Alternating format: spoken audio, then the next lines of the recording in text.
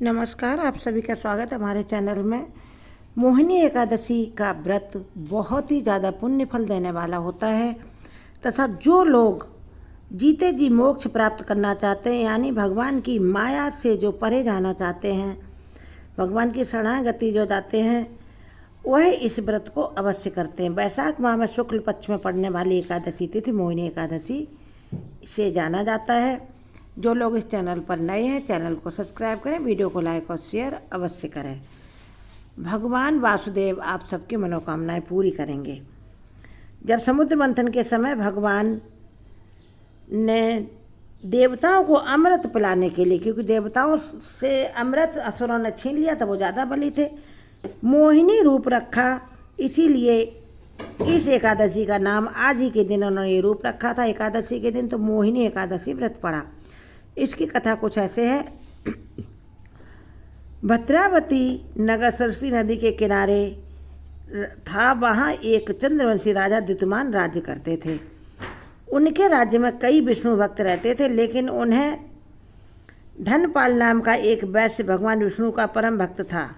उन सभी विष्णु भक्तों में परम भक्त था। वह परोपकार के कई कार्य करता था और लोगों की मदद करता था। उसने नगर में लोगों की सेवा के लिए पानी का प्रबंध किया। राहगीरों के लिए, जैसे गर्मी में पड़ती ना एकादशी, तो उसने कई जगह प्याऊ लगवाए।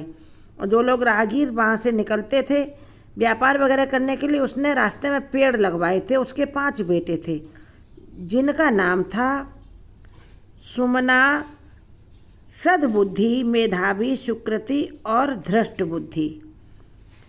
इनमें से धृष्ट बुद्धि था पापी, अत्याचारी, अनाचारी और अधर्मी। वह पाप कर्मों में लगा रहता था। धनपाल उससे बहुत परेशान था और एक दिन तंग आकर धनपाल ने धृष्ट बुद्धि को घर से निकाल दिया।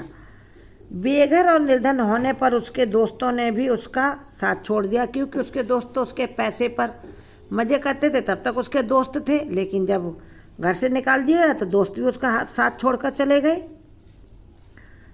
और अब वह भटक रहा था इधर उधर, उसके पास कुछ भी खाने पीने को भी नहीं था, तो वह चोरी करने लगा। एक बार उसे राजा ने पकड़ लिया, लेकिन धर्मात्मा पिता के संतान होने के कारण उसे छोड़ दिया। जब राजा को पता लगा कि ये उसका धनपाल का पुत्र है, तो उसने राजा ने छुड़वा दिया। लेकिन धर्मात्मा पिता की संतान कितने बार राजा छोड़ेगा। दूसरी बार फिर पकड़ा गया तो राजा ने उसे जेल में डलवा दिया। दूसरी बार चोरी करते हुए पकड़ा गया तो उसे नगर से फिर बाहर कर दिया गया। एक दिन वह भूख प्यास से परेशान होकर इधर उधर घूम रहा था। तभी उसे कौंडिन्य ऋषि के आश्रम में जाने का मौका मिला। आश्रम उसने देखा तो वह वहाँ चला गया। बहुत भूखा था। वैशाख का महीना था। ऋषि गंगा स्नान करने के लिए आए थे। उनके गीले वस्त्रों के छींटे उस पर पड़े। ऐसे में गंगा जल की छींटे से धृष्ट बुद्धि की कुछ बुद्धि सुधरी।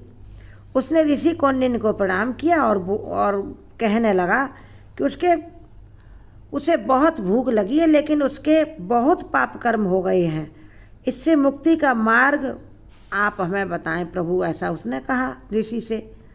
ऋषि कौंडिन्य को धृष्ट बुद्धि पर दया आ गई। उन्होंने कहा कि वैशाख शुक्ल एकादशी को मोहिनी एकादशी का व्रत करो, इससे तुम्हारा उद्धार होगा। भगवान मोहिनी रूप में अपने भक्तों पर बहुत दया करते हैं, क्योंकि मोहिनी रूप भगवान ने स्त्री रूप रखा। स्त्री का हृदय दयावान होता है, इसलिए ये एकादशी सबसे ज़्यादा फलीभूत होती है।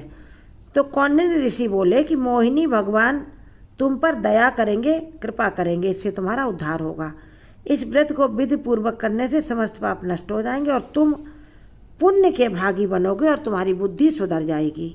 उन्होंने मोहिनी एकादशी का व्रत पूरी विधि उसको बताई और उससे वह व्रत करवाया। अपने आश्रम पर ऋषि उसे ले गए दयावश। उनके आश्रम में रहने के बाद जब मोहिनी एकादशी आई तो धृष्ट बुद्धि ने ऋषि कौंडिन्य के अनुसार विधि विधान से उस मोहिनी एकादशी का व्रत किया। भगवान विष्णु का पूजन किया और निराहार रहकर व्रत किया। सिर्फ गंगा जल का पान किया। व्रत के पुण्य प्रभाव से वह पाप रहित हो गया और जीवन के अंत में, क्योंकि उसने फिर आजीवन वहीं आश्रम पर रहकर ऋषियों मुनियों की सेवा की और सत आचरण किया, जिससे भगवान मोहिनी बहुत प्रसन्न हुए और अंत में वह विष्णु धाम चला गया। इस प्रकार मोहिनी एकादशी का बहुत अधिक प्रताप है। जो भी इस कथा को सुनता है या सुनाता है, भगवान उस पर बहुत प्रसन्न होते और उसको हर प्रकार से सुख समृद्धि प्रदान करते। माता लक्ष्मी भी उस घर में रहते हैं जहाँ भगवान विष्णु की पूजा होती है, उनका व्रत किया जाता। जय माँ लक्ष्मी।